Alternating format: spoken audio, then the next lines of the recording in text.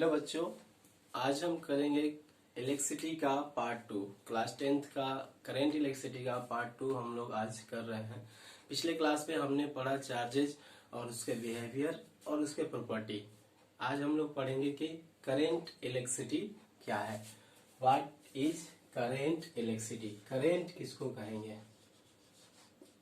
या electric current भी इसको कहेंगे। इलेक्ट्रिक करंट किसको कहेंगे? तो जब चार्जेज फ्लो होना शुरू हो जाए, मतलब चार्जेज फ्लो क्यों होंगे, इसके बेसिस को हम लोग पोटेंशियल डिफरेंस में पढ़ेंगे। अभी इतना बता देते हैं कि कोई भी चीज अगर फ्लो हो रहा है, एक जगह से दूसरी जगह जाएगा, जब उसमें कुछ डिफरेंस होगा। जैसे अगर हमें वाटर हाई हाइट से लो हाइट तक लेके जाना है, तो एक तरफ हाइट को उठाना होगा, बढ़ाना होगा, तो वो हाई हाइट से वाटर लो हाइट की तरफ आ जाएगा। उसी तरह अगर हमें कोई गर्म चीज है और इसका हीट दूसरे में ट्रांसफर करना है, तो हमें उसके साथ कोई ठंड उससे कम टेम्परेचर वाले ऑब्जेक्ट को लगाना होगा, ताकि इसका टेम्परेचर इसमें ट्रांसफर हो जाए। मतलब टेम्परेचर हाई टेम्परेचर से लो टेम्परेचर की तरफ ट्रांसफर होता है। उसी तरह जो हमारा करंट है वो हाई पोटेंशियल से लो पोटेंशियल की तरफ जो है हमारा ट्रांसफर होता है। इसके लिए पोटेंशियल डिफरेंस जो है वो क्रिएट करना होगा।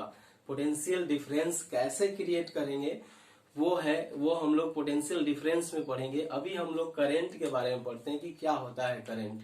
तो करंट क्या होगा, जब चार्जेस फ्लो होने लगे और एक सेकेंड में यूनिट टाइम में जो हम चार्जेस का फ्लो हो रहा है किसी भी पॉइंट पे, वो उस सर्किट का इलेक्ट्रिक करंट होगा। मतलब जो चार्जेस फ्लो हो रहे हैं एक सेकेंड में, जितने चार्जेस फ्लो हुए वही इसका जो होगा करंट होगा, इलेक्ट्रिक करंट होगा। इलेक्ट्रिक करंट को डिफाइन कर सकते हैं the rate of flow of charge per unit time is called electric current. Means electric current किसको कहेंगे, जब हमारा किसी पॉइंट से हम कोई वायर है, इस वायर से कितने करंट फ्लो हो रहा है। अगर हमने इसमें एक डिवाइस लगाया, इसके बारे में पढ़ेंगे, ये डिवाइस एमीटर होता है, और यहां से काउंटेड कर लिए कि एक सेकेंड में कितने चार्जेस फ्लो हुए, कितने चार्ज फ्लो हुए, अगर ये पता चल रहा है, वही होता है इलेक्ट्रिक करंट। मींस करंट जो होता है इसका सिंबल आई है, आई से इसको डिनोट किया जाता है। जो होता है ये होता है flow of charge upon time taken. कितने टाइम में जो चार्जेस फ्लो हो रहा है उसी पे हमारा जो है करंट डिपेंड करता है। मतलब इसको लिख सकते हैं I equal to Q upon T. ठीक है, अब इसका सिंबल I होता है, करंट का सिंबल I होता है, और चार्ज का सिंबल Q, और यहां से आ गया टाइम का सिंबल T। तो इस तरह से पर यूनिट टाइम में जो चार्जेस फ्लो हो रहा है एक पॉइंट से दूसरे पॉइंट की तरफ, वही होगा हमारा इलेक्ट्रिक करंट। चार्जेस क्या होते हैं इसको हमने पिछले क्लास में पढ़ चुके हैं, और जो भी पॉइंट आएगा उसको डिस्कस कर लेंगे। अब है कि ये अगर करंट है तो इसको मेजर किस में किया जाएगा, मतलब कुछ क्वांटिटी होना चाहिए जिसमें इसको मेजर कर सके। जैसे हमारे पास हर चीज मेजर करने का कोई ना कोई मेजरमेंट की क्वांटिटी होती है। जैसे मास को हम लोग मेजर करते हैं किलोग्राम में, तो कुछ ना कुछ यूनिट होता है जिसमें हम लोग मेजर करते हैं। उसी तरह करंट को मेजर कैसे किया जा सकता है, तो इसके लिए एक बेसिक यूनिट ही बनाया गया, और वो यूनिट का नाम रखा गया एम्पियर। एक साइंटिस्ट के नाम पे इसको रखा गया एम्पियर। तो इसका जो होगा SI unit of current, that is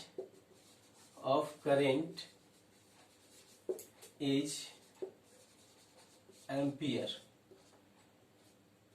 ठीक है, स्मॉल a से लिखते हैं, और इसका जो डिनोट करते हैं, सिंबल देते हैं, वो कैपिटल A से। अगर हम इसका यूनिट लिख रहे हैं तो स्मॉल a से शुरू करके इसको लिखा जाता है। ये है SI यूनिट करंट का। मीन्स अब हमें क्वेश्चन है कि करंट जो फ्लो हो रहा है किसी वायर में, तो उस यूनिट करंट मतलब 1 एम्पियर करंट किसको कहेंगे। मतलब इस चार्ज में यहाँ पे अगर जो 1 कूलम चार्ज फ्लो होगा अगर यूनिट टाइम में, उस करंट को हम लोग बोलते हैं यूनिट करंट या फिर 1 एम्पियर करंट। तो 1 एम्पियर करंट को डिफाइन किया जा सकता है, ऐसा कहीं भी पूछे तो हम जस्ट उसके फॉर्मूला से डिफाइन कर सकते हैं। यहाँ पे कूलम्ब की जगह पे 1 पुट करेंगे, टाइम 1, तो क्या आ जाएगा, करंट भी आ जाएगा 1। तो इसलिए हम इसको डिफाइन कर सकते हैं 1 एम्पियर करंट को या फिर यूनिट करंट। 1 एम्पियर करंट होगा if 1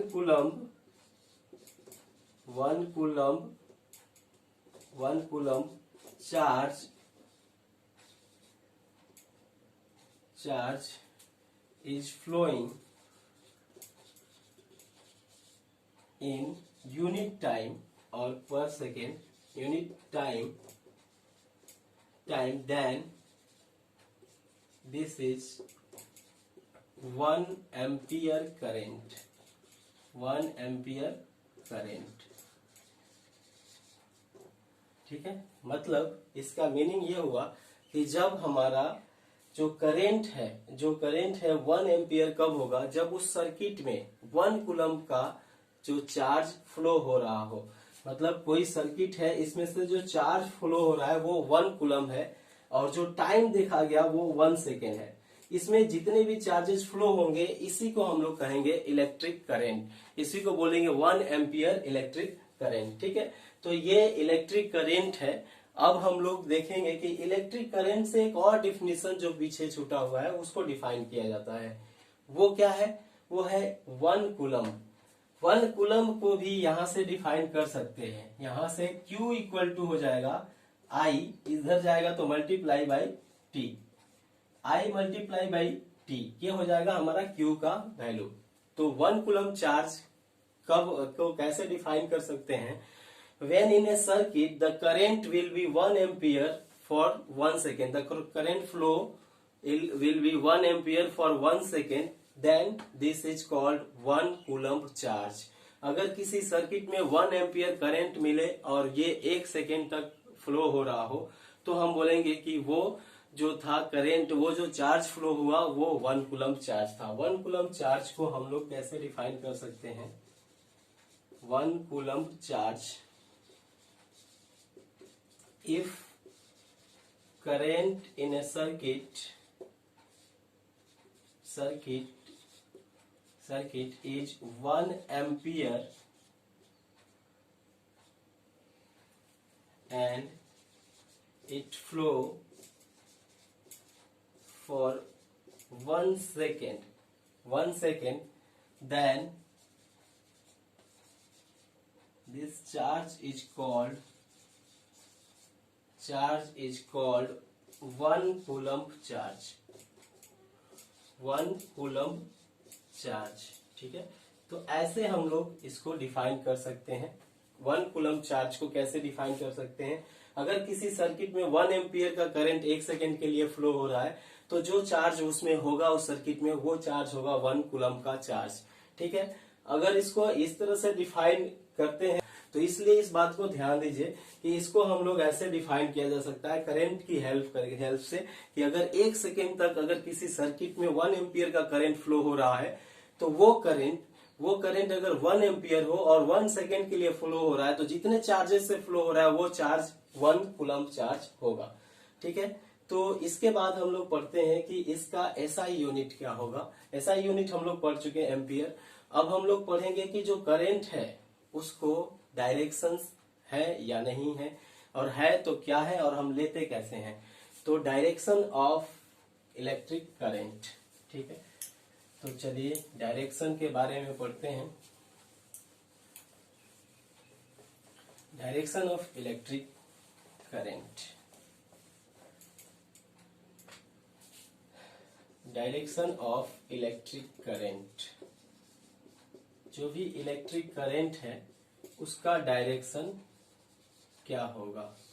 अभी तक तो हम ये समझ चुके हैं कि जो करंट है वो क्यों होता है? इलेक्ट्रॉन्स के फ्लो के कारण फ्लो होता है। किसका? फ्लो ऑफ इलेक्ट्रॉन्स डिपेंड करता है कि कोई भी चीज, फ्लो ऑफ इलेक्ट्रॉन्स डिपेंड करता है कोई भी चीज कंडक्टर है या इंसुलेटर है, और फ्लो ऑफ इलेक्ट्रॉन्स डिपेंड करता है कि किसी सर्किट में करंट होगा या फिर नहीं होगा। और यही फ्लो ऑफ करंट डिपेंड करता है, यही बताता है कि करंट का, सर्किट में करंट का डायरेक्शन क्या होगा।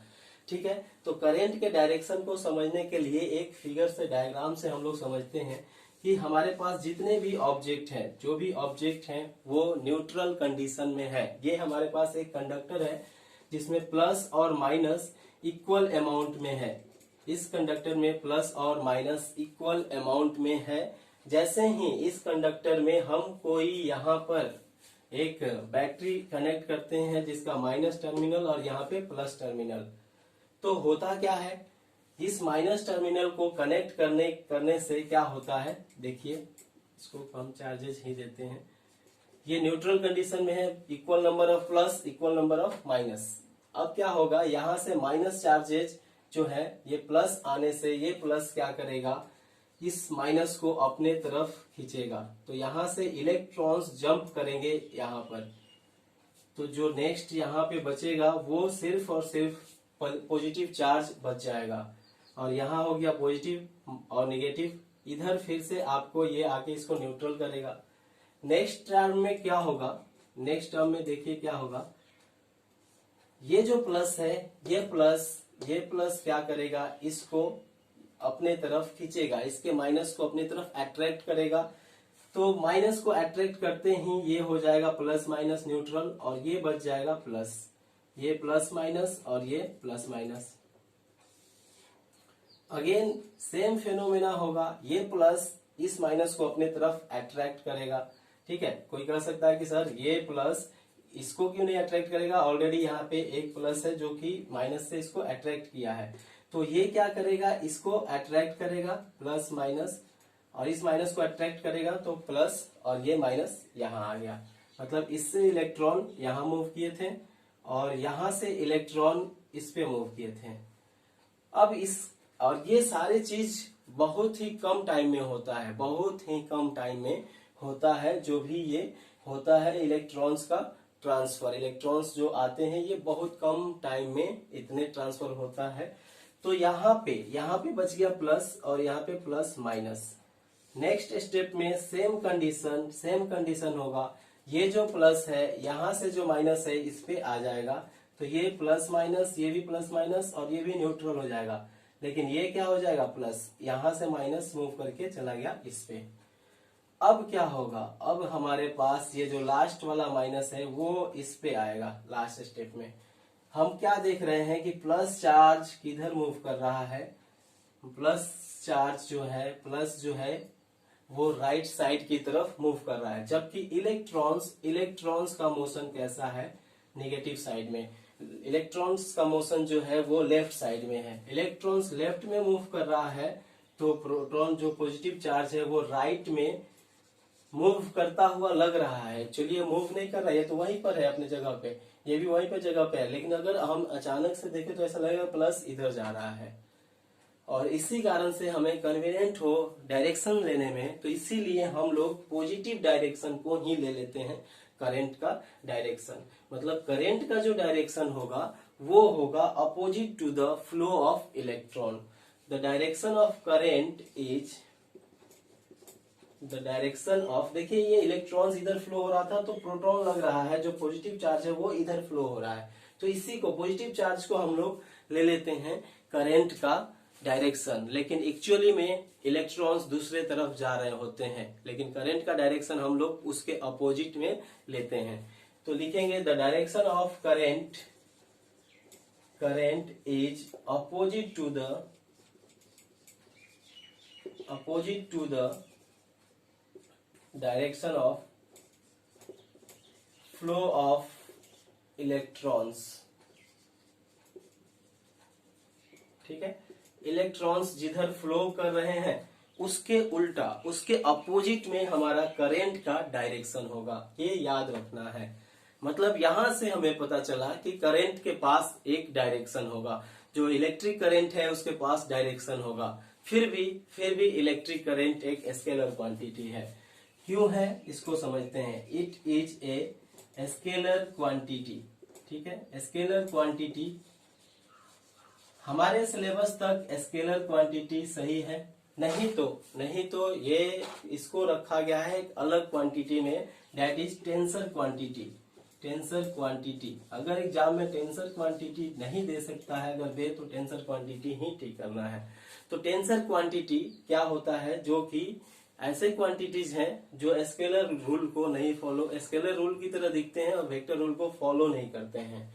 मतलब क्या है कि करंट अगर एक सर्किट में फ्लो हो रहा है, इधर से अगर 5 एम्पियर का करंट आ रहा है और इधर से ऐसा सर्किट है और यहां से 3 एम्पियर का करंट आ रहा है, तो यहां पर आने के बाद जब हम यहाँ पे एमीटर लगा के मेजरमेंट करते हैं करंट का कि कितना करंट है, तो यहाँ हमें मिलता है 8 एम्पियर करंट। यहाँ पे मिलता है 8 एम्पियर करंट। करंट के पास डायरेक्शन है, लेकिन वेक्टर क्वांटिटी उनको कहते हैं जो वेक्टर रूल को फॉलो करें। वेक्टर रूल क्या है, अगर यहाँ से 5 एम्पियर आ रहा है तो इसके अपोजिट डायरेक्शन में जो आएगा 3 एम्पियर उसको माइनस में लेना है।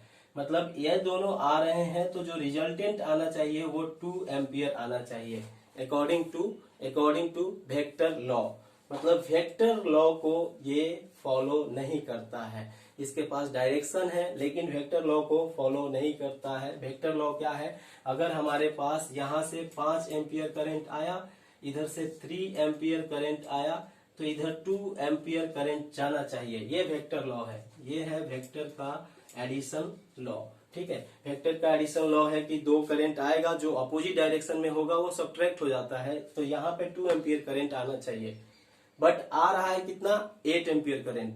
तो इसलिए हमें पता चला कि ये सिंपली ऐड हो गया है, तो ये वेक्टर रूल्स को फॉलो नहीं करता है, इसलिए ये क्या होता है, स्केलर क्वांटिटी होता है। तो क्वेश्चन आ सकता है कि करंट के पास डायरेक्शन है, करंट है direction but it is scalar quantity, why. तो इसका आंसर यही होगा, because it does not follow the addition of vector law या subtraction of vector law.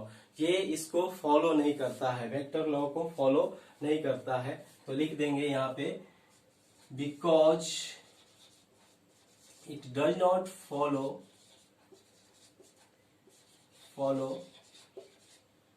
Addition of vector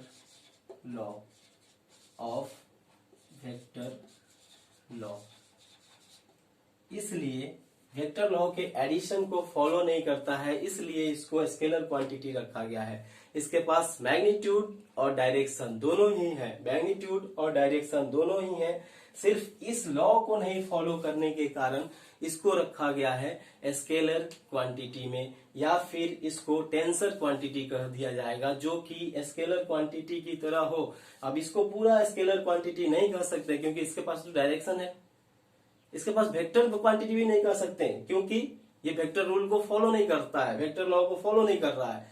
तो हम क्या कहेंगे इसको, तो एक अलग क्वांटिटी का बना दिए जिसको हम लोग बोले टेंसर क्वांटिटी, ठीक है। तो इसमें इन सब चीजों को रखा जाता है, जैसे प्रेशर हो गया, ये सब। तो ये सब टेंसर क्वांटिटी है करंट। अब हम लोग पढ़ेंगे कि जो करंट है उसमें हमारा जो सर्किट्स है वो क्या होते हैं, ठीक है। सर्किट से पहले करंट से रिलेटेड कुछ सिंबल्स हैं जो कि हमारे सर्किट में यूज होता है, उसको हम लोग लिखते हैं और उसके बारे में पढ़ते हैं। तो क्या क्या सिंबल है उसको हम लोग अभी पढ़ेंगे।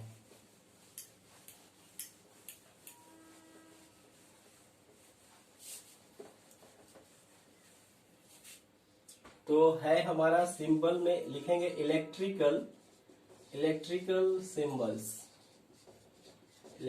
सिंबल्स क्या क्या है हमारा इलेक्ट्रिकल सिंबल्स। तो इलेक्ट्रिकल सिंबल्स में हम लोग देखेंगे, यहाँ पे उसके सिंबल लिखेंगे